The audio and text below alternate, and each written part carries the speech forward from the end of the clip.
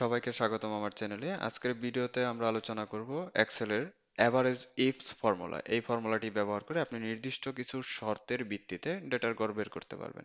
তো চলুন শুরু করা যাক।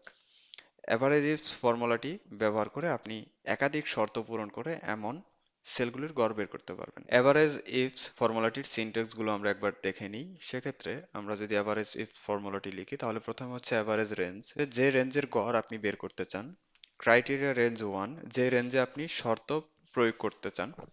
ক্রাইটেরিয়া ওয়ান হচ্ছে যে শর্ত আপনার পূরণ করতে হবে। ঠিক এভাবে আপনি যত খুশি তত শর্ত দিয়ে আপনি এভারেজ গড় বের করতে পারবেন। ধরুন আপনার কাছে একটি তালিকা আছে যেখানে বিভিন্ন পণ্যের মূল্য এবং ক্যাটাগরি দেওয়া আছে। আপনি জানতে চান ইলেকট্রনিক্স ক্যাটাগরির মধ্যে 100 টাকার বেশি মূল্যের পণ্যের গড় মূল্য। আপনি খুব সহজেই এভারেজ ইফস ফর্মুলাটি ব্যবহার করে আপনার 100 টাকার বেশি মূল্যের পণ্যের গড় মূল্য বের করতে পারবেন। চলুন আমরা দেখে নিই কিভাবে এভারেজ ইফস ফর্মুলাটি ব্যবহার করতে হবে। এভারেজ রেঞ্জ, যে রেঞ্জের গড় আপনি বের করতে চান। তো প্রথমে আমরা সেই রেঞ্জটি সিলেক্ট করলাম। ক্রাইটেরিয়া রেঞ্জ ওয়ান, যে রেঞ্জে আপনি প্রথম শর্ত প্রয়োগ করতে চান। ক্যাটাগরি, যেহেতু আমরা ইলেকট্রনিক্স ক্যাটাগরি গড় বের করতে চাচ্ছি, সেক্ষেত্রে আমরা ইলেকট্রনিক্স ক্যাটাগরি আমরা সিলেক্ট করলাম, কমা ইলেকট্রনিক্স আমার ক্রাইটেরিয়া ওয়ান। এখন 100 টাকার বেশি মূল্যের পণ্যের গড় মূল্য বের করতে চাই আমরা, সেক্ষেত্রে আমরা ক্রাইটেরিয়া রেঞ্জ টু সিলেক্ট করলাম, প্রাইস, কমা double quotation greater than 100 double quotation bracket close.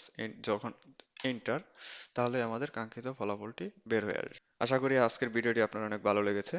আপনি এভারেজ ইফস ফর্মুলাটি ব্যবহার করে আপনি খুব সহজেই বিভিন্ন শর্তের ভিত্তিতে গড় মূল্য বের করতে পারবেন।